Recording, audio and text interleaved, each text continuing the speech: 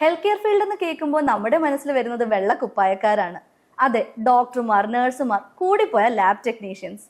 എന്നാൽ ഒരു hospital smooth ആയിട്ട് റൺ ചെയ്യാൻ വേണ്ടി അതിന്റെ പിന്നിൽ പ്രവർത്തിക്കുന്ന ഒരു വലിയ ടീമുണ്ട്. Yes, hospital administration team.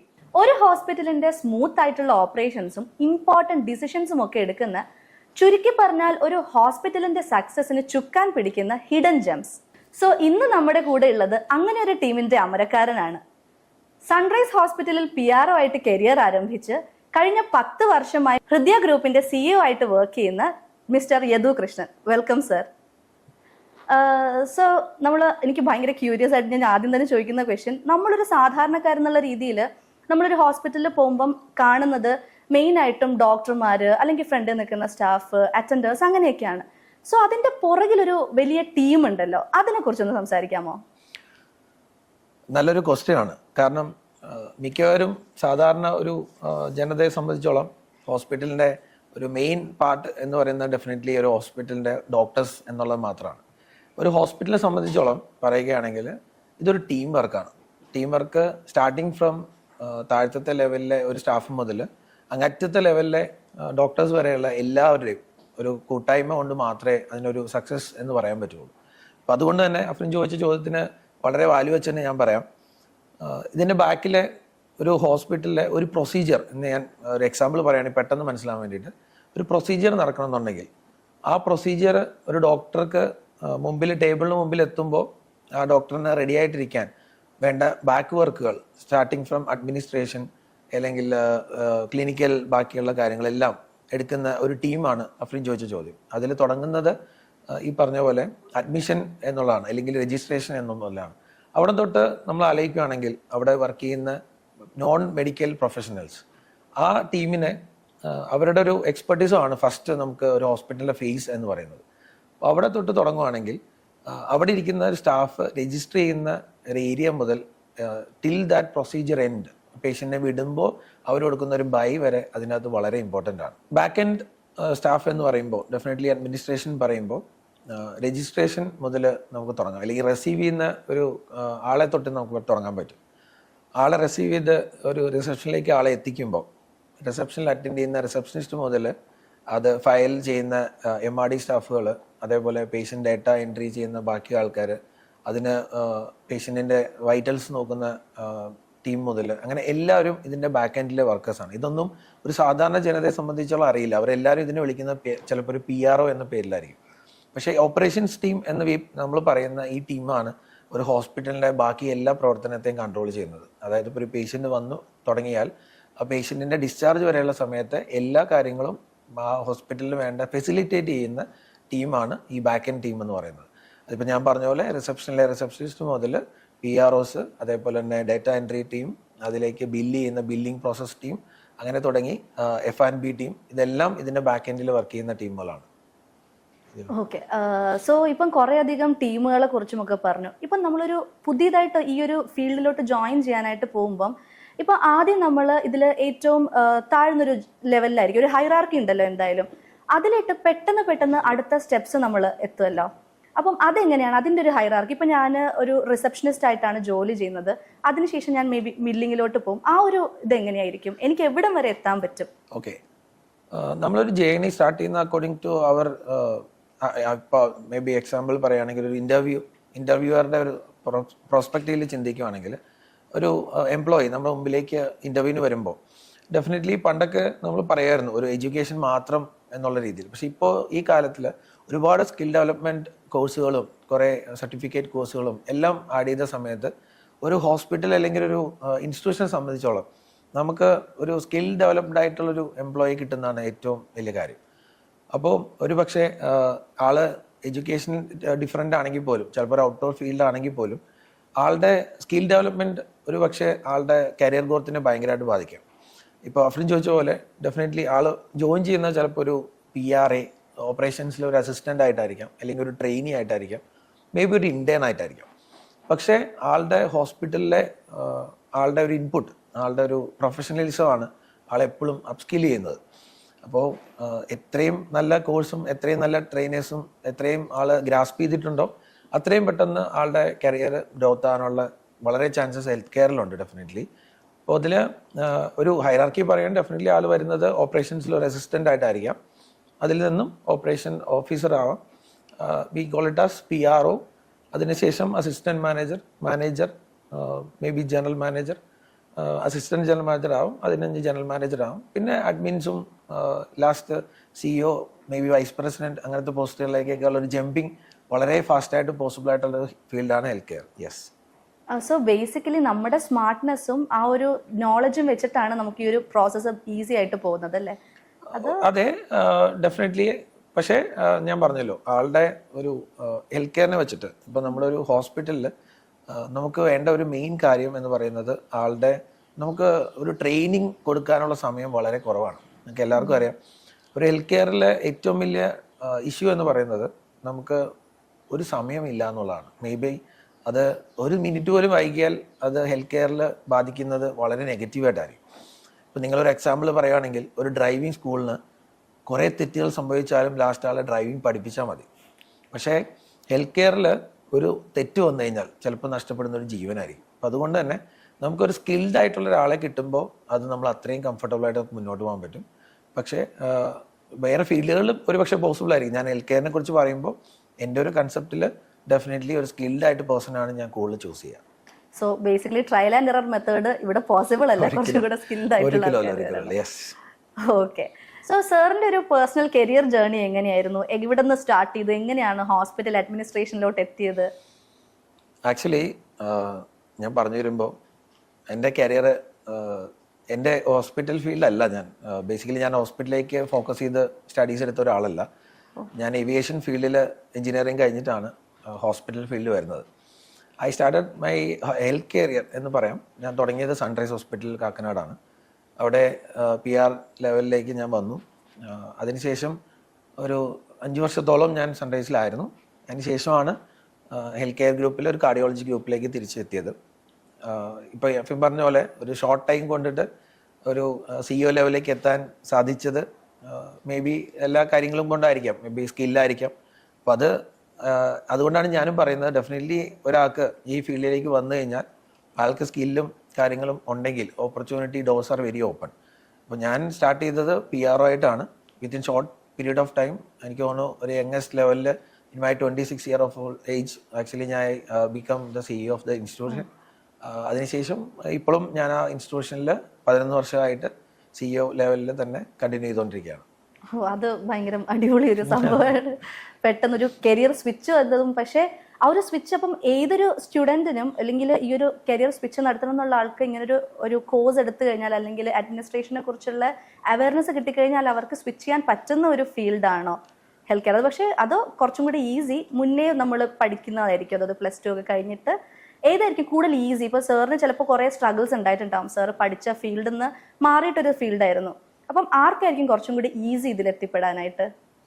ഇപ്പോഴത്തെ കാലത്ത് ആക്ച്വലി എല്ലാവരും പുറത്തേക്ക് പോകാൻ ആഗ്രഹിക്കുന്ന ഒരു സമയമാണ്. +2 കഴിഞ്ഞ് എല്ലാവരും പുറത്ത് വിദേശ പഠനത്തിനായിട്ട് പുറത്തേക്ക് പോകുന്നു എന്നുള്ള ലെവലാണ് ഇപ്പോൾ പോയിക്കൊണ്ടിരിക്കുന്നത്.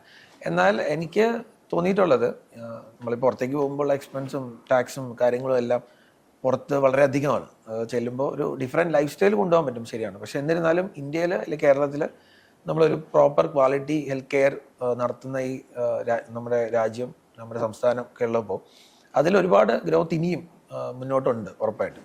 അപ്പോൾ അതിൽ +2 എന്നുള്ള ഇപ്പോൾ ഒരു ബേസിക് ക്വാളിഫിക്കേഷനായിട്ട് കാണുന്നതുകൊണ്ട് അവിടെ നിന്നും ജേണി തുടങ്ങണമെങ്കിൽ തുടങ്ങാം, ഇല്ലെന്നല്ല. അപ്പോൾ നമ്മുടെ ഒരു സ്കില്ല് നെക്സ്റ്റ് ലെവലിലേക്ക് വളരുന്നത് ചിലപ്പോൾ ഒരു പക്ഷേ ഇനി അടുത്തത് ഡിഗ്രി ആവാം, അങ്ങനത്തെ കാര്യങ്ങൾ വരും. അപ്പോൾ കോഴ്സുകൾ സെലക്ട് ചെയ്യുമ്പോൾ ഡെഫിനറ്റ്ലി നോക്കി സെലക്ട് ചെയ്യണം, വേണം തന്നെയാണ് എൻ്റെ അഭിപ്രായം. അതിനപ്പുറത്തേക്ക് ഒരു ഇപ്പോൾ ഒരു 3 year കോഴ്സൊക്കെ ആണെങ്കിൽ ഡെഫിനറ്റ്ലി അതിൻ്റെ അകത്തൊരു ഡിപ്ലോമ കാര്യങ്ങൾ നമുക്കുണ്ടെങ്കിൽ നമ്മൾ അടുത്ത ലെവലിലേക്ക് പോകുമ്പോൾ അത് നമ്മളെ കുറേ ഹെൽപ്പ് ചെയ്യും ഉറപ്പായിട്ടും. അത് മാത്രമല്ല, നല്ല ഇൻസ്റ്റിറ്റ്യൂഷൻ, നല്ല ട്രെയിനേഴ്സ്, ഞാൻ നേരത്തെ പറഞ്ഞ പോലെ ആളുടെ പ്രൊഡക്റ്റ് ഉറപ്പായിട്ടും നമുക്ക് നല്ല രീതിയിലേക്കാണ് പോകുന്നതെങ്കിൽ അതിൻ്റെ ഔട്ട്കമും വളരെ നല്ലതായിരിക്കും. ഇപ്പോൾ എനിക്ക് പറയാനുള്ള ഒരു അഭിപ്രായം, ഡെഫിനറ്റ്ലി +2 കഴിഞ്ഞ് നമ്മുടെ ഫോക്കസ് ഹെൽത്ത് കെയറിലേക്കാണെങ്കിൽ, ഇപ്പോഴത്തെ ഏറ്റവും വലിയ ബൂമിങ് ഇൻഡസ്ട്രി എന്ന് പറയുന്ന ഒരു ഇൻഡസ്ട്രിയാണ് ഹെൽത്ത് കെയർ. ഇനി അങ്ങോട്ടും വളർന്നുകൊണ്ടിരിക്കുന്ന ഒരു ഡിപ്പാർട്ട്മെൻറ്റ് തന്നെയായിരിക്കും ഹെൽത്ത് കെയർ എന്ന് പറയുന്നത്. അപ്പോൾ അതുകൊണ്ട് തന്നെ ഹെൽത്ത് കെയർ ചൂസ് ചെയ്യുന്ന ആൾക്കാരോട് പറയാനുള്ളത്, ലേറ്റ് ആവരുത്, ആദ്യമേ ആ ഫോക്കസ് കൊണ്ടുവരിക, അതിലേക്ക് തന്നെ മുന്നോട്ട് പോവുക. ഡെഫിനറ്റ്ലി നിങ്ങളെ വെയിറ്റ് ചെയ്യുന്ന നല്ലൊരു ഓപ്പർച്യൂണിറ്റി തന്നെ ആയിരിക്കും. ഷുവർ. ഇപ്പം സാർ ഒരു CEO എന്നുള്ള നിലയ്ക്ക് സാറിൻ്റെ ഹോസ്പിറ്റലിലോട്ട് ഒരു പ്രൊഫഷണൽ ചൂസ് ചെയ്യാണ്. സോ സാറ് എന്തായിരിക്കും അവരുടെ റെസ്യൂമിൽ, ഇപ്പോൾ ബിവോക്ക് ഒക്കെ കഴിഞ്ഞ് വരുന്ന ഒരു സ്റ്റുഡൻറ്റിൻ്റെ റെസ്യൂമിൽ സാറ് എന്തൊക്കെ സ്കിൽസ് ആയിരിക്കും നോക്കുക അവരെ ഹയർ ചെയ്യുന്നതിന് മുന്നേ? ഞാൻ പറഞ്ഞല്ലോ, ഞാനൊരു ഔട്ട് ഓഫ് ഫീൽഡിൽ നിന്ന് വന്ന വ്യക്തിയാണ്. അപ്പോൾ അതുകൊണ്ട് തന്നെ ഞാൻ കൂടുതലും ചൂസ് ചെയ്യുന്നത് അവരുടെ CV-ൽ കൂടുതൽ ആളുടെ സ്കില്ലിലേക്കാണ്. നമ്മൾ ഒരാളായിട്ട് ഇൻട്രാക്ട് ചെയ്യുമ്പോൾ തന്നെ നമുക്ക് കൂടുതലായിട്ട് മനസ്സിലാവും അവർക്ക് ഹെൽത്ത് കെയറിനെ കുറിച്ച് എത്രത്തോളം അറിയാമെന്നും, അല്ലെങ്കിൽ ഹെൽത്ത് കെയറിലേക്ക് ആൾക്ക് വരാനുള്ള ഇൻട്രസ്റ്റും കാര്യങ്ങളും എല്ലാം. അപ്പോൾ ഇപ്പോൾ ബിവോക്ക് പോലത്തെ ഒരു കോഴ്സ്, ഒരു 3 ഇയർ കോഴ്സൊക്കെ കഴിയുമ്പോൾ ഡെഫിനറ്റ്ലി അവർക്ക് കിട്ടുന്ന ഒരു എക്സ്പീരിയൻസ് ഇൻ ദിസ് ഏരിയ എന്ന് പറയുന്നത് വളരെ പോസിറ്റീവായിരിക്കും. അപ്പോൾ അതുകൊണ്ട് തന്നെ അവരുടെ ഓരോ ഉത്തരങ്ങളും നമുക്ക് അവരെ ചൂസ് ചെയ്യാൻ കൂടുതലായിട്ട് ഒരു കോൺഫിഡൻസ് തരും എന്നുള്ളതാണ് എനിക്കും തോന്നുന്നത്. അപ്പോൾ അതുകൊണ്ട് തന്നെ അങ്ങനെയുള്ള കുട്ടികൾ വരുമ്പോൾ നമുക്ക് എത്രയും പെട്ടെന്ന് അവരെ യൂസ് ചെയ്യാൻ പറ്റും. കാരണം നമ്മളിപ്പോൾ ഒരു എക്സാമ്പിൾ ഒരു എംപ്ലോയി എടുത്ത് ട്രെയിൻ ചെയ്ത ഒരു 6 month ടൈം എന്ന് പറയുന്നത് നമുക്ക് വളരെ വലിയൊരു ലെങ്തി ടൈമാണ്. പക്ഷേ ഇതേപോലത്തെ കോഴ്സുകൾ കഴിഞ്ഞ് ബിവോക്കിൽ നിന്നൊക്കെ കഴിഞ്ഞ് വരുമ്പോൾ നമുക്ക് ആ ടൈം വളരെയധികം സേവ് ചെയ്യാൻ പറ്റും. അതാണ് ഞാൻ ഉദ്ദേശിച്ചത്. BVoc will be A good ideal option എന്ന് എനിക്ക് തോന്നുന്നു. സോ ഒരു പെട്ടെന്ന് ഒരാൾ വരുമ്പോൾ ഈ ഒരു ഫീൽഡിലോട്ട് വരുമ്പോൾ ആൾക്ക് ഒരു ഏലിയൻ ഇതായിരിക്കും, ഫീൽ ആയിരിക്കും ഉണ്ടാവുക. പക്ഷെ ഇതൊരു പഠിച്ചു വരുന്ന ആൾക്ക് കുറച്ചും കൂടി ഇതിനെക്കുറിച്ച് അറിവുണ്ടാവും അല്ലേ? ഉറപ്പായിട്ടും. അതുകൊണ്ടാണ് സാർ അങ്ങനത്തെ ഒരു ഇത് പ്രിഫർ ചെയ്യാനായിട്ടുള്ള റീസൺ. അപ്പോൾ അതുപോലെ തന്നെ ഇപ്പം ഒരു ഡിഗ്രി കഴിഞ്ഞ് വരുന്ന ആളും ബിവോക്ക് കഴിഞ്ഞ് വരുന്ന 2 പേരും നമ്മുടെ അടുത്ത് വരികയാണെങ്കിൽ അവരെ ഇപ്പം എന്തായാലും അവർക്ക് 2 പേർക്ക് നമ്മൾ ജോലി കിട്ടിയെങ്കിൽ അവർ 2 പേരും നമ്മൾ കൂടെ വർക്ക് ചെയ്യുമ്പോൾ ഉള്ള വ്യത്യാസം എന്താണ്, അല്ലെങ്കിൽ എന്തുകൊണ്ട് നമ്മൾ ബിവോക്ക് ആളെ കൂടുതലായിട്ടും ഹയർ ചെയ്യും, അതിനൊക്കെ ഒന്ന് എക്സ്പ്ലെയിൻ ചെയ്യാമോ? ഓക്കെ, ഞാൻ അത് നേരത്തെ പറഞ്ഞ പോയിന്റിലേക്ക് തന്നെ എത്താം. അതായത് ഡിഗ്രി അല്ലെങ്കിൽ സാധാരണ ഒരു കോഴ്സുകൾ അതിലേക്ക് പോകുമ്പോൾ ഡെഫിനറ്റ്ലി ഉണ്ടാവുന്ന ഒരു കാര്യം, അവർക്ക് ഹെൽത്ത് കെയർ ആയിട്ട് യാതൊരു ബന്ധം ഉണ്ടാവില്ല. അപ്പോൾ അവർ അതിലെ കാര്യങ്ങളൊന്നും പഠിക്കുന്നുണ്ടാവില്ല. അവർക്ക് ആ ക്വാളിഫിക്കേഷൻ ഉണ്ടാവും ഡെഫിനറ്റ്ലി. പക്ഷേ എഗെയിൻ നമ്മളൊരു 6 മാസത്തോളം സമയം എടുക്കും അവർക്ക് ആ ഹെൽത്ത് കെയറിൻ്റെ കാര്യങ്ങൾ പഠിക്കാനും അതിലേക്കുള്ള പ്രോസസ്സും, അതേപോലെ അവിടെ എന്തൊക്കെയാണ് നടക്കുന്നത്. ഒരു ഹോസ്പിറ്റലിൻ്റെ ഉള്ളിൽ എല്ലാവരും വന്ന് ഒരു പ്രൊസീജിയർ ചെയ്ത് പോയെന്ന് മാത്രമേ ഉള്ളൂ, അല്ലെങ്കിൽ അഡ്മിറ്റായി ഡിസ്ചാർജ് ചെയ്തെന്ന് മാത്രമേ ഉള്ളൂ. അതിൻ്റെ ബാക്കിൽ ഇത്രയും അധികം പ്രോസസ്സുകൾ നടക്കുന്നുണ്ടെന്നുള്ളത് ഒരു സാധാരണ വ്യക്തികൾക്കോ സാധാരണ ഡിഗ്രി കഴിഞ്ഞവർക്കോ ഉറപ്പായിട്ടും അത് അറിയാൻ പറ്റില്ല. അപ്പോൾ അവർ വന്ന് നമ്മൾ ഹോസ്പിറ്റലിൽ ജോയിൻ ചെയ്ത് ഒരു 6 month ടൈമിൽ എത്തിക്കഴിഞ്ഞാൽ അവർക്കൊരു ഇൻഡിവിജ്വലി ഒരാളെ അല്ലെങ്കിൽ ഒരു പേഷ്യൻറ്റിനെ അവർക്ക് അറ്റൻഡ് ചെയ്യാൻ പറ്റുള്ളൂ. അപ്പോൾ ആ ഒരു 6 month ടൈം എന്ന് പറയുന്നത് നമുക്കധികം വളരെ ലോസാണ്. അപ്പോൾ അതുകൊണ്ട് തന്നെയാണ് ഞാൻ പറയുന്നത്, ഒരു ഡിഗ്രി കോഴ്സ് പഠിച്ച ആളും ബിവോക്ക് കഴിഞ്ഞ ആളും തമ്മിൽ കമ്പയർ ചെയ്യുകയാണെങ്കിൽ മേ ബി ബിവോക്ക് കഴിഞ്ഞ ആൾക്കാരാകുമ്പോൾ എനിക്ക് നെക്സ്റ്റ് ഡേയിൽ ചിലപ്പോൾ ഒരു പക്ഷേ ആ സീറ്റിലേക്ക് ആളെ ഇരുത്താൻ പറ്റും. അപ്പം ഇപ്പം ഏറ്റവും കൂടുതൽ കേൾക്കുന്ന വാക്കാണ് ഈ ജെൻസി പിള്ളേര്, അല്ലെങ്കിൽ ഒരു ന്യൂ ജെൻ, നമുക്ക് മൊത്തത്തിലൊരു ന്യൂ ജെൻ അവരുടെ ഒരു ആറ്റിറ്റ്യൂഡിനെ കുറിച്ച് സംസാരിക്കാം. അങ്ങനെയുള്ള ഒരു ഈ സോ കോൾഡ് ആറ്റിറ്റ്യൂഡ് പറയുന്ന കുട്ടികൾ അവര് ഈ ഒരു ഫീൽഡിലോട്ട് എങ്ങനെയായിരിക്കും സാറിന് അതിനുള്ളൊരു പെർസ്പെക്റ്റീവ് എന്താണ് സാറിന്റെ? ആക്ച്വലി ഇപ്പോൾ അങ്ങനെ പറയുവാണെങ്കിൽ ജെൻസി എന്നുള്ളൊരു കുറ്റപ്പെടുത്തലല്ല, പക്ഷെ എന്നിരുന്നാലും അവര് നമ്മുടെ ഹെൽത്ത് കെയർ ഫീൽഡിലേക്ക് വരുമ്പോൾ ഞാൻ പറഞ്ഞല്ലോ, ഹെൽത്ത് കെയർ ഫീൽഡിലെ ഒരു വാക്കുകൾ പോലും ചിലപ്പോൾ ഒരു പേഷ്യൻറ്റിനോ അല്ലെങ്കിൽ ബൈസ്റ്റാൻഡറിനോ കൊടുക്കുന്ന ഒരു സപ്പോർട്ട് ഭയങ്കര അധികമായിരിക്കും. ഇപ്പോഴത്തെ കുട്ടികളിൽ അവർക്കൊരു ഈസി ഗോ ടൈപ്പോ അല്ലെങ്കിൽ അങ്ങനെ ചിന്തിക്കുമ്പോൾ അവർക്കൊരു പക്ഷേ അത് പെട്ടെന്ന് വന്ന് മീറ്റ് ചെയ്യാൻ പറ്റിയെന്ന് വരില്ല. അപ്പോൾ അവിടെയാണ് നമ്മുടെ ഇപ്പോൾ ഈ പറഞ്ഞ പോലെ ബിവോക്ക് കോഴ്സുകളുടെയൊക്കെ ഒരു പ്രാധാന്യം ഉള്ളത്. കാരണം ആ ആൾക്ക് അവരെ മുമ്പിൽ നിൽക്കുന്ന കസ്റ്റമർ എല്ലാവരും കസ്റ്റമർ തന്നെയാണല്ലോ. ഹോസ്പിറ്റലിലെ ഒരു പേഷ്യൻറ്റും ഡെഫിനറ്റ്ലി ഒരു കസ്റ്റമർ തന്നെയാണ്. അപ്പോൾ ആ കസ്റ്റമറെ എങ്ങനെ സംസാരിക്കണം അല്ലെങ്കിൽ എങ്ങനെ അവരുടെ അടുത്ത് നിൽക്കണം എന്നുള്ളത്, അവരുടെ ഇരിപ്പിൻ്റെ സ്റ്റൈല് മുതൽ അവരെ അറ്റൻഡ് ചെയ്യുന്ന ഫേസ് മുതൽ സംസാരിക്കുന്ന രീതി, ചിലവരെ കൂടെ പിടിച്ച് നിർത്തേണ്ടി വരും. അങ്ങനെയുള്ള പല കാര്യങ്ങളും അത് ഉറപ്പായിട്ടും അവർ അറിഞ്ഞിരിക്കേണ്ട കാര്യം അത്യാവശ്യമാണ്. അപ്പോൾ അതുകൊണ്ട് ഇങ്ങനെ ഒരു കോഴ്സുകളാകുമ്പോൾ ഡെഫിനറ്റ്ലി ആ കാര്യങ്ങളും എല്ലാം അവർ അറിഞ്ഞിട്ടായിരിക്കും നമ്മുടെയിലേക്ക് വരിക. അപ്പോൾ അതുകൊണ്ട് തന്നെ അങ്ങനെ ഒരു കോഴ്സ് പഠിച്ച ആൾക്കാർ വരുമ്പോഴുള്ള ഡിഫറൻസ് ഞാൻ പലപ്പോഴും ശ്രദ്ധിച്ചിട്ടുണ്ട്. ഒരു ഡിഗ്രി അല്ലെങ്കിൽ സാധാ കോഴ്സ് കഴിഞ്ഞ ആൾക്കാരിൽ അത് കുറവാണ് ശരിക്കും ഉള്ളത്. അപ്പോൾ അതുകൊണ്ട് തന്നെ അങ്ങനെ ഒരു കാര്യം ഹെൽത്ത് കെയർ ഫീൽഡിൽ വളരെ അത്യാവശ്യമാണ്. സോ അതായത് നമ്മൾ ഈ പഠിച്ചു കഴിയുമ്പം ആൾക്കാരിൽ ആ ഒരു ആറ്റിറ്റ്യൂഡ് ഉണ്ടെങ്കിൽ ആ പഠിച്ചു വരുന്ന സ്റ്റുഡൻറ്റിന് ആ ഒരു സെർവിങ് ആറ്റിറ്റ്യൂഡ്, ആളുകളോട് എങ്ങനെ ബിഹേവ് ചെയ്യണം, അങ്ങനത്തെ സ്കിൽസും കൂടെ വളരെ ഇമ്പോർട്ടൻ്റ് ആണ്. ഉറപ്പായിട്ടും വളരെ ഇമ്പോർട്ടൻ്റ് ആണ്. കാരണം ചില സമയങ്ങളിൽ ഒരു പേഷ്യൻ്റ് ICUവിലോ അല്ലെങ്കിൽ നമ്മളൊരു പ്രൊസീജിയറിനോ വേണ്ടിയിൽ അകത്തേക്ക് കയറ്റി കഴിയുമ്പോൾ പിന്നെ ആ ബൈസ്റ്റാൻഡറുടെ ടെൻഷൻ അല്ലെങ്കിൽ ആ പേഷ്യൻറ്റിനേക്കാളും ഒരു പക്ഷേ കൂടുതൽ ടെൻഷൻ അടിക്കുന്നത് ബൈസ്റ്റാൻഡർ ആയിരിക്കും. അപ്പോൾ അവരുടെ ഒരു വറി പോയിന്റ്, അവരുടെ ഒരു ലെവലിൽ ചിന്തിക്കാനും ഒക്കെ അവർക്ക് തോന്നണമെങ്കിൽ ഉറപ്പായിട്ടും ഇങ്ങനെ ഒരു കോഴ്സുകളിലൂടെ സഞ്ചരിച്ചാൽ മാത്രമേ അങ്ങനെ ഒരു ആറ്റിറ്റ്യൂഡിൽ അവർക്ക് വരുള്ളൂ. അതുകൊണ്ട് ഉറപ്പായിട്ടും അങ്ങനെ കോഴ്സ് കഴിയുന്നത് തന്നെയാണ് നല്ലത്.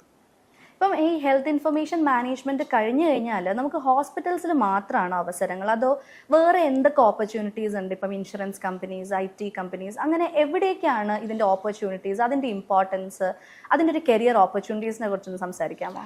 ഇപ്പോൾ ഓപ്പർച്യൂണിറ്റിയെ കുറിച്ച് ചോദിച്ചുകൊണ്ട് പറയാം. നമ്മളെ കേരളത്തിൽ തന്നെ ഏറ്റവും കൂടുതൽ ആലോചിക്കുകയാണെങ്കിൽ നമ്മുടെ പുറം രാജ്യത്ത് നിന്ന് ഒരുപാട് ആളുകൾ നമ്മുടെ നാട്ടിലേക്ക് വരുന്നുണ്ട് ഹെൽത്ത് കെയർ ട്രീറ്റ്മെൻറ്റിന് വേണ്ടി മാത്രം.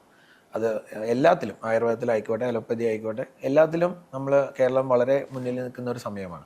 അപ്പം അതുകൊണ്ട് തന്നെ കുറഞ്ഞ ചിലവിൽ വളരെ നല്ല ക്വാളിറ്റി ട്രീറ്റ്മെൻറ്റ് അവർക്ക് പ്രൊവൈഡ് ചെയ്യുന്നതുകൊണ്ട് തന്നെ ഹെൽത്ത് കെയർ വളരെയധികം ബൂം ചെയ്യുന്നുണ്ട്.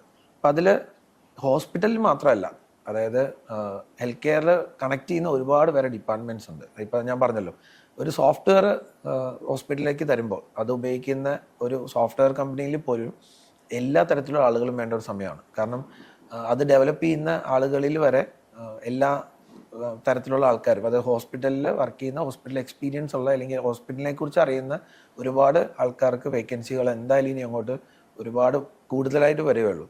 അപ്പോൾ അതുകൊണ്ട് തന്നെ ഹെൽത്ത് കെയർ മാത്രം, അതായത് ഹെൽത്ത് കെയർ എന്ന് പറയുന്ന ഡിപ്പാർട്ട്മെന്റ് കണക്ട് ചെയ്യുന്ന എല്ലാ സാഹചര്യങ്ങളിലും ഇതേപോലത്തെ കുട്ടികൾക്ക് ഒരുപാട് വേക്കൻസീസ് ഉറപ്പായിട്ട് ഓപ്പൺ ചെയ്തു വരും.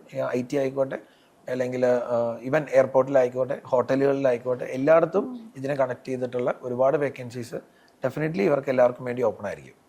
സർ, ഇപ്പം പറഞ്ഞല്ലേ, ഇപ്പം എയർപോർട്ട് അങ്ങനത്തെ അവിടെയൊക്കെ എങ്ങനെയായിരിക്കും ആ ഒരു അവസരങ്ങൾ വരുന്നത്?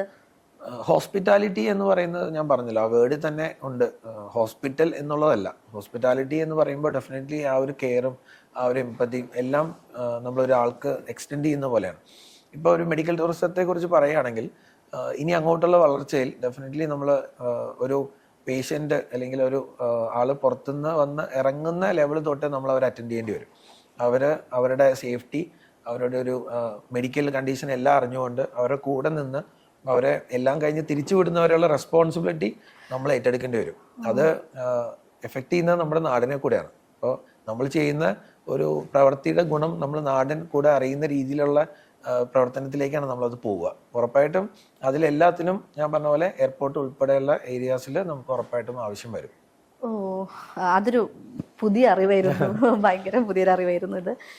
ഇപ്പം അതുപോലെ തന്നെ ഇപ്പൊ AI വരവാണല്ലോ, മൊത്തം എല്ലായിടത്തും പറയണ AI കൊണ്ട് ജോലി പോകും, അല്ലെങ്കിൽ AI വന്നിട്ട് നമുക്ക് ജോലിയില്ല, ഡിസൈനേഴ്സിന് ജോലിയില്ല എന്നൊക്കെ പറയും. ഹെൽത്ത് കെയർ ഫീൽഡിൽ അതെങ്ങനെയാണ് ഒരു കഴിഞ്ഞ 5 വർഷമായിട്ട് എങ്ങനെയാണ് ആ ഒരു മാറ്റം വരുന്നത്? ഓക്കെ, എല്ലാവരും ഇതിനു മുമ്പ് പേടിപ്പിച്ചൊരു കഥയായിരുന്നു, കമ്പ്യൂട്ടർ വരുമ്പോൾ ജോലി പോകുന്നുള്ളത്. കമ്പ്യൂട്ടർ വന്നപ്പോൾ ജോലി പോയിട്ടുണ്ടോ? ഇല്ല. ഓപ്പർച്യൂണിറ്റീസ് എപ്പോഴും മുന്നിൽ നിൽക്കുക തന്നെയുള്ളൂ. ഇപ്പം AI അല്ലെങ്കിൽ അങ്ങനത്തെ സാങ്കേതിക വിദ്യകൾ നമ്മുടെ ഹെൽത്ത് കെയറിൽ നിന്നല്ല എല്ലായിടത്തേക്കും വരേണ്ട കാര്യങ്ങൾ വളരെ അത്യാവശ്യമാണ്. അതിനെ നല്ല പോസിറ്റീവായിട്ട് ഉപയോഗിക്കുകയാണെങ്കിൽ. ഇൻ്റർനെറ്റും അങ്ങനെ തന്നെയാണല്ലോ. അപ്പോൾ AI വരുമ്പോൾ AIയിലേക്ക് കൊടുക്കേണ്ട ഇൻപുട്ടുകൾ ഒരുപാട് കൊടുത്താൽ മാത്രമേ അതിൻ്റെ അകത്തുനിന്ന് ഒരു കറക്റ്റ് ഔട്ട്പുട്ട് വരുള്ളൂ. അപ്പോൾ ഈ ഇൻപുട്ടുകളെല്ലാം ചെയ്യുന്നത് ഡെഫിനറ്റ്ലി നമ്മൾ മാനുവൽ ട്രാൻസ്ക്രിപ്ഷൻ അല്ലെങ്കിൽ അതേപോലത്തെ ഇൻപുട്ടുകളിലൂടെയാണ് നമ്മൾ അങ്ങോട്ട് കൊടുക്കുക. ഈ കോഡിങ് ചെയ്യാനും ബാക്കിയുള്ള കാര്യത്തിലും എല്ലാത്തിലും നമുക്ക് ആളുകളെ കൂടുതലായിട്ട് വേണ്ടി വരുള്ളൂ. AI ക്യാൻ സജസ്റ്റ്, പക്ഷേ ഒരു എക്സ്ട്രീം റിസൾട്ട് കൊടുക്കുമ്പോൾ അതെന്തായാലും മോണിറ്റർ ചെയ്യാൻ ഒരാൾ എന്തായാലും ആവശ്യമാണ്. അപ്പോൾ അതുകൊണ്ട് തന്നെ AI വരവ് കൊണ്ട് ഒരിക്കലും ഒരു ഓപ്പർച്യൂണിറ്റി നശിക്കുന്നില്ല, അത് ഇമ്പ്രൂവ് ആവുകയുള്ളൂ എന്നാണ് എനിക്ക് പറയാനുള്ളത്. ഔട്ട് ഓഫ് ക്യൂരിയോസിറ്റി ചോദിക്കുകയാണ്, ഇപ്പോൾ ഡേറ്റയുടെ കാര്യങ്ങളും കോഡിങ്ങിൻ്റെ കാര്യങ്ങളൊക്കെ പറഞ്ഞുകൊണ്ട് ചോദിക്കുകയാണ്. നമ്മളിപ്പോൾ ഒരു ഹോസ്പിറ്റലിൽ ഒത്തിരി അധികം ഡേറ്റകൾ വരുന്നുണ്ട്. ഫോർ എക്സാമ്പിൾ, ഞാനിപ്പോൾ ഒരു ഹോസ്പിറ്റലിൽ വന്നാൽ എൻ്റെ ആരോഗ്യപരമായിട്ടുള്ള ഡേറ്റ, എൻ്റെ പേഴ്സണൽ ഡേറ്റയൊക്കെ, ഇപ്പം ഇങ്ങനത്തെ ഒരു ഭയങ്കര ഡേറ്റാസ് എങ്ങനെയാണ് അവിടെ സ്റ്റോർ ചെയ്യുന്നത്, അല്ലെങ്കിൽ അതിൻ്റെ ഒരു എങ്ങനെയാണ് അവിടെ അത് സേഫ് ആക്കി വെക്കുന്നതൊക്കെ? ഓക്കെ, ഡേറ്റ സെക്യൂരിറ്റി എന്ന് പറയുന്നത് ഒരു ഹോസ്പിറ്റലിന് വളരെ ഇമ്പോർട്ടൻ്റ് ആയിട്ടുള്ള കാര്യമാണ്. അത് ഹോസ്പിറ്റലിൽ മാത്രമല്ല, എല്ലാ ഇൻസ്റ്റിറ്റ്യൂഷനിലും അത് ബാധകമാണ്. ഹോസ്പിറ്റലിലെ ഒരു എത്തിക് കമ്മിറ്റി, അതിൻ്റെ പുറകിൽ അതിനും സേഫ്റ്റി കൊടുക്കുന്ന പല പല കാര്യങ്ങളുണ്ട്. അതിൽ നമ്മൾ പഞ്ച് ചെയ്യുന്ന ഒരുപാട് സേഫർ സൈഡുകളുണ്ട്. അതിൽ മാത്രമേ ഈ ഡാറ്റകൾ നമ്മൾ സൂക്ഷിക്കുകയുള്ളൂ. അതൊന്നും ആർക്കും ആക്സസിബിൾ ആയിരിക്കില്ല. അപ്പം അതുകൊണ്ട് തന്നെ നമ്മളൊരു AI അല്ലെങ്കിൽ എന്ത് പുതിയ സിസ്റ്റം വന്നാലും ശരി, ആ ഡേറ്റ നമ്മുടെ സെർവറിൽ നിന്നല്ലാതെ പുറത്തേക്ക് പോകാതിരിക്കാനുള്ള എല്ലാ സെക്യൂരിറ്റിയും എല്ലാ സേഫ്റ്റിയും നമ്മൾ ചെയ്തിട്ടായിരിക്കും ഒരു ഹോസ്പിറ്റൽ പ്രവർത്തിക്കുക. എത്ര സ്കാമേഴ്സ് വന്നാലും അതിനെ സെക്യൂർ ചെയ്യാൻ പറ്റുന്ന ഫയർ വാളുകളും അതേപോലത്തെ പല ടെക്നിക്കുകളും ഇപ്പോൾ ഉണ്ടെന്ന് എല്ലാവർക്കും അറിയാമല്ലോ. അപ്പം അതുകൊണ്ട് തന്നെ അതെല്ലാം വെച്ചിട്ടായിരിക്കും നമ്മൾ മുന്നോട്ട് വന്നത്. അതുകൊണ്ട് തന്നെ അതിലൊന്നും ടെൻഷൻ അടിക്കേണ്ട കാര്യമേ ഇല്ല. അതൊന്നും പുറത്തു പോകേണ്ട ആവശ്യങ്ങളില്ല. പിന്നീട് അതിന് മുകളിലേക്ക് വരുന്ന കാര്യങ്ങൾ അതിപ്പോൾ എല്ലാ ഫീൽഡിലും ഉള്ളതാണ്. എത്തിക്കൽ ഹാക്കേഴ്സും ബാക്കിയുള്ള കാര്യങ്ങളൊക്കെ വരുന്നത്. അപ്പം അതിലെ സെക്യൂരിറ്റി ഇപ്പോൾ കൂടി വരുന്നേ ഉള്ളൂ. ഇപ്പോൾ പുതിയ വേർഷൻസ് ഓഫ് കാര്യങ്ങളൊക്കെ പുറത്ത് വന്നു. അതെല്ലാം ഇപ്പം നമ്മൾ എല്ലാ ഹോസ്പിറ്റൽസിനും ഇംപ്ലിമെന്റ് ചെയ്യുന്നുണ്ട്. അതുകൊണ്ട് തന്നെ അതിലൊരു വറി പോയിന്റ് ചെയ്യേണ്ട കാര്യമില്ല എന്നുള്ളതാണ് എനിക്ക് പറയാനുള്ളത്. സോ ഇത് സൂക്ഷിക്കുന്ന ആരാണ്? അതായത് അതിനൊരു ഓഫീസർ ഉണ്ടാവുമല്ലോ, ഒരു പ്രൈവസി കംപ്ലയൻസ് ഓഫീസർ പോലെ.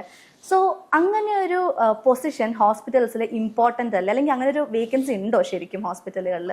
അത് പല ഹോസ്പിറ്റൽ ഡിപ്പെൻസ് ആണ്. പല മാനേജ്മെന്റ് സ്ട്രക്ചേഴ്സ് ആർ ഡിഫറെന്റ്. അപ്പോൾ അതങ്ങനെ കോമൺ ആയിട്ട് പറയാൻ പറ്റില്ല. ചില ഹോസ്പിറ്റൽസിൽ MRD കൈകാര്യം ചെയ്യുന്ന അല്ലെങ്കിൽ MRD ഒരു ഹെഡ്, അതായത് മെഡിക്കൽ റെക്കോർഡ്സിന്റെ ഹെഡ് ആയിരിക്കും അതിന്റെ പൂർണ്ണ ഉത്തരവാദിത്വം കൊടുക്കുക. ആൻഡ് ഇതൊരു ഞാൻ പറഞ്ഞല്ലോ ഹോസ്പിറ്റലിൽ വർക്കിംഗ് എന്ന് പറയുന്ന ഒരു കമ്പൈൻഡ് ജേണിയാണ്.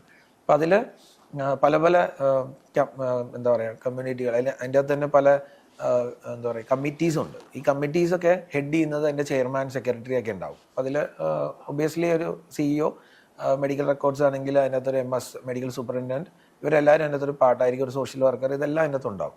ഇതെല്ലാം വെച്ചിട്ടാണ് അതിൻ്റെ ഒരു സെക്യൂരിറ്റി കൊടുക്കുക. അപ്പോൾ അതിന് സെക്യൂരിറ്റി ഓഫീസർ എന്നുള്ള ലെവലിൽ ആരെ ചെയ്യണം എന്നുള്ളത് ഒരു മാനേജ്മെൻറ്റ് ഡിസിഷൻ ആയിരിക്കും. ചിലപ്പോൾ IT ടീം ഉണ്ടാവും, അവരിലെ ഒരു ഹെഡായിരിക്കും ചെയ്യുന്നത്. അത് അക്കോർഡിംഗ് ടു ദ കപ്പാസിറ്റി നമ്മളൊരാളെ ഏൽപ്പിക്കുക എന്നുള്ളതാണ്. എന്തായാലും സെക്യൂരിറ്റിക്ക് ഒരാളുണ്ടാവും, അത് ഉറപ്പാണ്. അപ്പം അതും ഒരു വേക്കൻസി, ഒരു ഓപ്പർച്യൂണിറ്റി ആണ്. ഹെൽത്ത് കെയർ ഫീൽഡിലേക്കുള്ള ഒരു വലിയ ഓപ്പർച്യൂണിറ്റി ആണ് ആ ഒരു ഫീൽഡും, അല്ലേ? ഉറപ്പായിട്ടും എന്ന് ഞാൻ പറഞ്ഞല്ലോ, ഈ ഒരു ഹോസ്പിറ്റലിൽ ഇനി അങ്ങോട്ടും പല കാര്യങ്ങളിലേക്ക് ആളെ ആഡ് ചെയ്യേണ്ട അവസ്ഥകൾ വരുന്നുണ്ട്. ഇപ്പൊ നേരത്തെ പറഞ്ഞ AI വന്നു, അതിന് ഒരാളെ വെക്കേണ്ടി വരും. അപ്പോൾ അങ്ങനെ ഓരോന്നിനും സെക്യൂരിറ്റി അല്ലെങ്കിൽ പോസ്റ്റുകൾ ഇങ്ങനെ കൂടി വരുമല്ലോ. അതനുസരിച്ച് ഉറപ്പായിട്ടും വേക്കൻസികളും അതേപോലെ പോസ്റ്റുകളും പല പുതിയ പോസ്റ്റുകൾ ഇപ്പൊ തന്നെ വന്നു കഴിഞ്ഞു. ഇനി അങ്ങോട്ടും ഇത് ഡെവലപ്പ് ചെയ്യുകയുള്ളൂ. AI വരുമ്പോൾ പോവല്ല, കൂടുതൽ അവസരങ്ങൾ വരികയാണ് ആക്ച്വലി. അതെ, കൂടുതൽ അവസരങ്ങൾ വരികയുള്ളൂ. അതുപോലെ ഈ ഹെൽത്ത് ഇൻഫർമേഷൻ മാനേജ്മെന്റിന്റെ ഇപ്പൊ സാറ് പറഞ്ഞു, ഇപ്പം ഹെൽത്ത് ടൂറിസം ഒക്കെ വരുമ്പോൾ ഉള്ള നമ്മുടെ നാട്ടിൽ വരുന്ന വളർച്ചകളെ കുറിച്ച് പറഞ്ഞു. ഗ്ലോബലി ഇതിന്റെ സാധ്യതകൾ എന്താണ്? അതായത് ഇപ്പം ഗൾഫ് കൺട്രീസ്, UK, USA പോലത്തെ രാജ്യങ്ങളിൽ എങ്ങനെയാണ് നമ്മുടെ ഇതിന്റെ ഒരു സാധ്യത?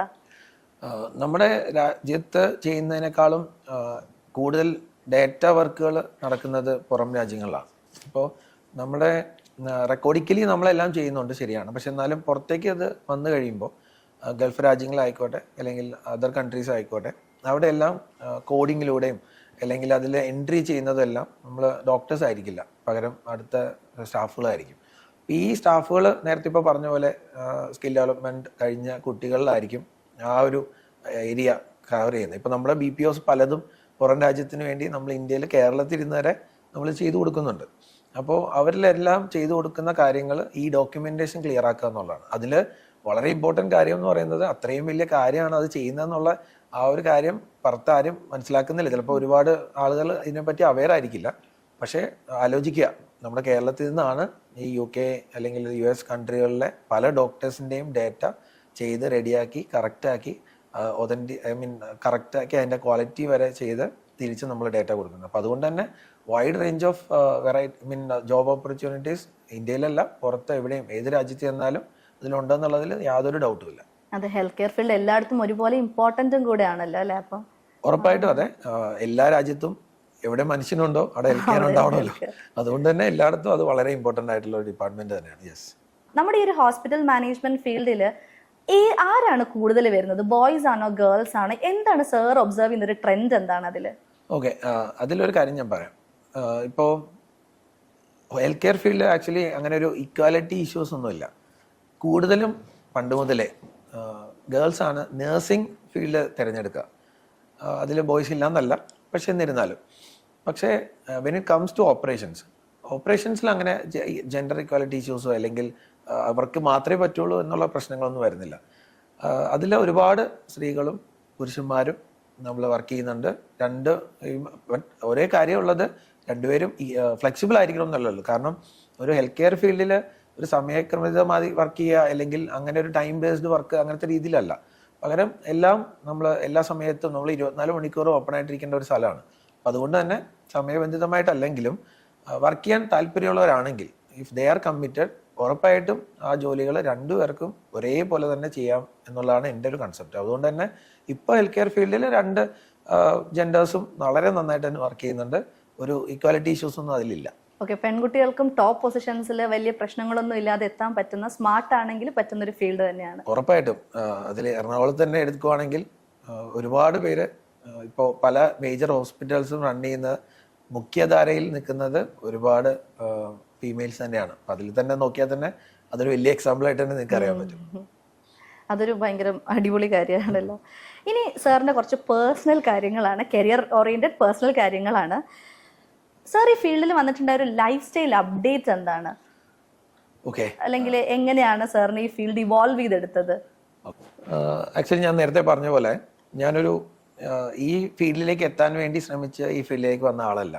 പക്ഷേ ഈ ഫീൽഡ് ഒരു ഓപ്പർച്യൂണിറ്റി വന്നപ്പോൾ അതിലേക്ക് ജസ്റ്റ് ജോയിൻ ചെയ്ത ഒരാളായിട്ട് ഞാൻ പറയാം. അവിടെ നിന്ന് ഞാൻ തുടങ്ങിയപ്പോൾ ഉറപ്പായിട്ടും ഞാൻ അധികം നാൾ ഇതിൽ നിൽക്കണം എന്ന് ആഗ്രഹിച്ചതല്ല. പക്ഷേ പിന്നീടുള്ള യാത്രകളിൽ ഒരുപാട് പേരെ ഹെൽപ്പ് ചെയ്യാനും ഒരുപാട് പേർക്ക് ഒരു ഗൈഡ് ചെയ്യാനും ഒക്കെ സാധിച്ചു തുടങ്ങിയപ്പോൾ ഈ ഹോസ്പിറ്റലിൽ നടക്കുന്ന എന്താണെന്ന് അറിഞ്ഞപ്പോൾ ഉറപ്പായിട്ടും അതിലൊരു കമ്മിറ്റ്മെൻറ്റ് അല്ലെങ്കിൽ അതിൽ കൊടുക്കേണ്ട ഒരു ഇമ്പോർട്ടൻസ് എന്താണെന്ന് ഞാൻ മനസ്സിലാക്കിയപ്പോഴാണ് ഈ ഫീൽഡിൽ തന്നെ തുടരണം എനിക്കൊരു ആഗ്രഹം തോന്നിയത്. അതിനെന്നെ ഗൈഡ് ചെയ്ത കുറേ ഡോക്ടേഴ്സ് ഉണ്ട്, മാനേജ്മെൻ്റൽ ആൾക്കാരുണ്ട്, എല്ലാവരും വെച്ച് ഞാൻ പറയുകയാണ്. അപ്പം അങ്ങനെ മുന്നോട്ട് പോയപ്പോൾ ഇതിലെ എൻ്റെ ചേഞ്ച് എന്ന് പറയുന്നത്, പണ്ട് ഒരു ആക്സിഡൻറ്റോ ഒരു ഇവൻറ്റോ കണ്ടു കഴിഞ്ഞാൽ പുറകോട്ട് പോയിക്കൊണ്ടിരുന്ന ഞാൻ അത് ചെല്ലുമ്പോൾ ഇപ്പോൾ ആദ്യം ചെല്ലുന്നത് ഞാനായിരിക്കും ഒരു പക്ഷേ. അങ്ങനെ ഒരുപാട് പേരെ റോഡിൽ നിന്നും പല ഇവൻറ്റുകളിൽ നിന്നും ഒക്കെ എനിക്ക് രക്ഷപ്പെടുത്താൻ കഴിഞ്ഞു എന്നുള്ളത് ഞാൻ വളരെ അഭിമാനമായി മനസ്സിൽ കൊണ്ടു നടക്കുന്ന ഒരു കാര്യമാണ്. ആ ഒരു അഭിമാനമായിരിക്കാം ഇന്നും എന്നെ മുന്നോട്ട് നയിക്കുന്നതും ഞാൻ സന്തോഷമായി ഈ ഒരു ഫീൽഡിൽ മുന്നോട്ട് പോകുന്നതും. സാറിന്റെ കരിയറിൽ ഇപ്പം ഇത്രയും വർഷമായി, 13 വർഷത്തിന് മുകളിലായി എന്ന് പറഞ്ഞു, CEO ആയിട്ട് തന്നെ 11 വർഷമായി. അപ്പം ഈ ഒരു കരിയറിൽ സാറിന് റിവാർഡിംഗ് ആയിട്ട് തോന്നിയൊരു മൊമെന്റ് എന്തായിരിക്കും? ഏറ്റവും കൂടുതൽ പല പല മൊമെന്റ് ഉണ്ട്. നമ്മൾ അങ്ങനെ മനസ്സിൽ സൂക്ഷിക്കുന്നത് എന്ന് പറയുന്ന പോസിറ്റീവ് നെഗറ്റീവ്സും ഉണ്ട്.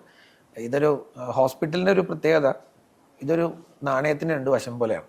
ഒരു വശത്ത് കുട്ടികൾ ജനിക്കുമ്പോഴുള്ള ലഡ്ഡു വിതരണവും ഒരു വശത്ത് മരിക്കുമ്പോഴുള്ള സങ്കടങ്ങളുമാണ്. ഇത് രണ്ടും സിറ്റുവേഷൻസും നമ്മൾ ഹാൻഡിൽ ചെയ്യാറുണ്ട്. ഇതിൽ ഒരുപാട് സിറ്റുവേഷൻസിൽ നമുക്ക് അങ്ങനെ ഒരു റിവാർഡിങ് മൊമെൻറ്റുകൾ നടന്നിട്ടുണ്ട്. എസ്പെഷ്യലി ഇപ്പം ഞാൻ എല്ലാവരും ജനിച്ച സമയത്തെ സന്തോഷങ്ങൾ പറയാനായിരിക്കും ആഗ്രഹിക്കുന്നത്. പക്ഷെ ഞാൻ എപ്പോഴും സൂക്ഷിക്കുന്ന കാര്യങ്ങൾ, ഒരു മകൻ ഒരു സമയത്ത് പറഞ്ഞൊരു കാര്യമാണ്. ആളുടെ ഫാദർ മരിച്ച സമയത്ത് ആൾ നാട്ടിലില്ലായിരുന്നു, ആൾക്ക് വരാൻ പറ്റിയില്ല. ആ സമയത്ത് നമ്മളെല്ലാം ആളെ മരിച്ച് കഴിഞ്ഞിട്ടുള്ള പ്രൊസീജിയർ എല്ലാം കഴിഞ്ഞ് ഈവൻ ക്രിമേഷൻ വരെയുള്ള കാര്യങ്ങളിൽ ഞങ്ങൾ കൂടെ ഉണ്ടായിരുന്നു. അതിനുശേഷം അദ്ദേഹം അയച്ച ഒരു മെസ്സേജ് ഉണ്ടായിരുന്നു, ഒരു മകൻ കൂടെ ഇല്ലാത്തതിൻ്റെ വിഷമം ഒരിക്കലും എൻ്റെ അച്ഛൻ അറിഞ്ഞു കാണില്ല, അത് നിങ്ങളെല്ലാവരും കവർ ചെയ്തു എന്ന് ഞാൻ വിശ്വസിക്കുന്നു, നിങ്ങൾക്ക് എല്ലാവർക്കും നന്മ വരട്ടെ എന്നുള്ളത്. അപ്പോൾ ആ ഒരു മൊമെന്റ് ആയിരിക്കാം ഒരു പക്ഷേ ഇന്നും ഒരു ഗൂസ് പമ്പ് അല്ലെങ്കിൽ അതിൻ്റെ അപ്പുറത്തേക്ക് തരുന്ന ഒരു സമാധാനം തരുന്നത്. അപ്പോൾ ഈ നെഗറ്റീവ് മൊമെന്റുകൾ ഉണ്ടാകുമ്പോൾ ഡെഫിനറ്റ്ലി ഈ ഒരു കാര്യങ്ങളൊക്കെയാണ് ഞങ്ങളെ ഫ്യൂവൽ ചെയ്ത് മുന്നോട്ട് കൊണ്ടുപോകുന്നത്. അപ്പോൾ ഞാൻ ആക്ച്വലി പ്രതീക്ഷിച്ച ഉത്തരം ഭയങ്കര പോസിറ്റീവ് ആയിട്ടുള്ള അല്ലെങ്കിൽ ഭയങ്കര ഹാപ്പി മൊമെന്റ് എന്നായിരുന്നു. പക്ഷെ അത് ഭയങ്കര ഹാർട്ട് ഫെൽറ്റ് ആയിരുന്നു ആ ഒരു മൊമെന്റ് കേട്ടപ്പോൾ. ശരിയാണ്, അങ്ങനെയും ഉണ്ടല്ലോ ആ ഓരോ മൊമെന്റും സ്പെഷ്യൽ ആവുന്നത് എന്നുള്ളത്. അതാ ഞാൻ പറഞ്ഞ beauty of health care professional എന്ന് പറയുന്നത് ഭയങ്കര ഡിഫറെൻ്റ് ആണ്. ഏതൊരു ഫീൽഡിലും വർക്ക് ചെയ്യുമ്പോൾ, ഒരു സർവീസ് സെക്ടറിൽ വർക്ക് ചെയ്യുമ്പോൾ ഏറ്റവും കൂടുതൽ അങ്ങനത്തെ നല്ല മൊമെന്റുകൾ ഒരുപക്ഷെ കിട്ടുന്നത് ഈ ഒരു ഫീൽഡിലായിരിക്കും എന്നാണ് എനിക്ക് തോന്നുന്നത്. അതുപോലെ സാറിന് ഇപ്പൊ ഇത്രയും കാര്യങ്ങൾ പറഞ്ഞില്ലേ, എപ്പോഴെങ്കിലും ജോലി ക്വിറ്റ് ചെയ്യണമെന്ന് തോന്നിയിട്ടുണ്ടോ? അതൊരു നല്ല ചോദ്യമാണ്. ക്വിറ്റ് ചെയ്യണോ എന്നുള്ളതല്ല, പകരം ഞാൻ പറഞ്ഞല്ലോ എൻ്റെ ഒരു ഫീൽഡിലേക്ക് എനിക്ക് തിരിച്ചു പോകണമെന്ന് ആഗ്രഹം ഞാൻ വളരെയധികം മനസ്സിൽ കൊണ്ടുവരുന്ന ഒരാളാണ്. പക്ഷേ ഈ ഫീൽഡിൽ വന്നതിന് ശേഷം ഈവൻ എൻ്റെ മദർ ഉൾപ്പെടെ അല്ലെങ്കിൽ എൻ്റെ ഫാമിലിയിലെ കുറേ ആൾക്കാർ അല്ലെങ്കിൽ തന്നെ ബാക്കി ഒരുപാട് പേർക്ക് അങ്ങനെ ഒരു സഹായം ചെയ്ത് കൊടുക്കാൻ പറ്റിയപ്പോൾ മുതൽ ഇതിനെക്കുറിച്ച്, അതായത് ഹെൽത്ത് കെയർ ഫീൽഡിനെ കുറിച്ച് കുറേ അറിയാൻ തുടങ്ങിയപ്പോൾ മുതൽ ഞാൻ തീരുമാനിച്ചു ഇനിയുള്ള ജേണി എൻ്റെ ഇതിൽ തന്നെ ആയിരിക്കും. പിന്നീട് ഇതുവരെ അല്ലെങ്കിൽ ഒരു വട്ടം പോലും എനിക്ക് തിരിച്ച് എൻ്റെ ഫീൽഡിലേക്ക് പോകണമെന്നോ അല്ലെങ്കിൽ വേറൊരു ജോലി നോക്കണമെന്നോ ഇതുവരെ തോന്നിയിട്ടില്ല, ഇനി തോന്നുമെന്ന് എനിക്ക് തോന്നുന്നില്ല. അവസാനമായിട്ടൊരു ക്വസ്റ്റ്യനും കൂടി, എന്താണ് ഈ ഒരു +2 കഴിഞ്ഞ് നിൽക്കുന്ന കുട്ടികൾക്ക് അല്ലെങ്കിൽ ഹെൽത്ത് കെയർ ഫീൽഡിലോട്ട് വരുന്ന യങ് പ്രൊഫഷണൽസിന് സാർ കൊടുക്കാനുള്ള ഉപദേശം എന്താണ്? Thanks for the question. Actually ഒരു +2 സമയത്തുമ്പോഴാണ് സാധാരണ നമ്മളൊരു വഴി എന്താണ് ഇനി നെക്സ്റ്റ് എന്നുള്ള തീരുമാനത്തിലേക്കൊക്കെ സ്റ്റാർട്ട് ചെയ്യുന്നത്. അപ്പോൾ ആ ഒരു കുട്ടികളെ തൊട്ട് തുടങ്ങാം. അവർക്ക് ഞാൻ പറയാനുള്ളൊരു കാര്യം, നിങ്ങൾ ട്രൈ ചെയ്യുന്നത് അല്ലെങ്കിൽ നിങ്ങൾ ചേരാൻ ഉദ്ദേശിക്കുന്നത് ഒരു ഹെൽത്ത് കെയറിലേക്കാണെങ്കിൽ നിങ്ങൾ ഇപ്പോഴേ ചിന്തിക്കുക, നിങ്ങളുടെ കുറേ മാറ്റങ്ങൾ നിങ്ങളിൽ വരുത്താനുണ്ട്. അതുകൊണ്ട് തന്നെ ഒരു ഡിഗ്രിയോ അല്ലെങ്കിൽ സാധാ കോഴ്സുകളിലേക്ക് പോവാതെ നിങ്ങൾ സ്കിൽ ഡെവലപ്മെൻറ്റ് കോഴ്സുകളും കൂടെ കൂട്ടത്തിലാക്കുവാണെങ്കിൽ ഉറപ്പായിട്ടും നിങ്ങൾക്ക് ഈ ഹെൽത്ത് കെയർ ഫീൽഡിലേക്ക് കുറച്ച് എളുപ്പത്തിൽ കാലെടുത്ത് വെക്കാൻ പറ്റും. അതിൽ നിങ്ങൾ ചൂസ് ചെയ്യുന്ന ഓരോരുത്തർക്കും ആ ഇൻ്റർവ്യൂ ഡിപ്പാർട്ട്മെൻറ്റ് അല്ലെങ്കിൽ ആ ഇൻ്റർവ്യൂ എടുക്കുന്ന ഒരു ടീമിന് നിങ്ങളെ പ്രസൻറ്റ് ചെയ്യാൻ നിങ്ങൾക്ക് തന്നെ വളരെ എളുപ്പമായിരിക്കും. അപ്പം അതുകൊണ്ട് തന്നെ നിങ്ങൾ അതനുസരിച്ച് സ്ട്രക്ചർ ചെയ്യുക. നിങ്ങളുടെ ലൈഫ് സ്റ്റൈലും കാര്യങ്ങളും നിങ്ങളുടെ പ്രൊഫഷണലിസവും എല്ലാം സ്ട്രക്ചർ ചെയ്യുക. നിങ്ങൾക്കൊരു നല്ല ഭാവി ഹെൽത്ത് കെയർ ഫീൽഡിൽ ഉണ്ടാവുമെന്ന് എനിക്ക് ഉറപ്പാണ്. അതാണ് എനിക്ക് തരാനുള്ള ഏറ്റവും വലിയ message. Thank you so much sir. അപ്പം ഇത്രയും നേരം നമ്മുടെ കൂടെ സ്പെൻഡ് ചെയ്തു, നമുക്ക് കുറേ വാല്യുബിൾ ആയിട്ടുള്ള മെസ്സേജസ് തന്നു. ഭയങ്കര സന്തോഷം. Thank you so much. Thank you.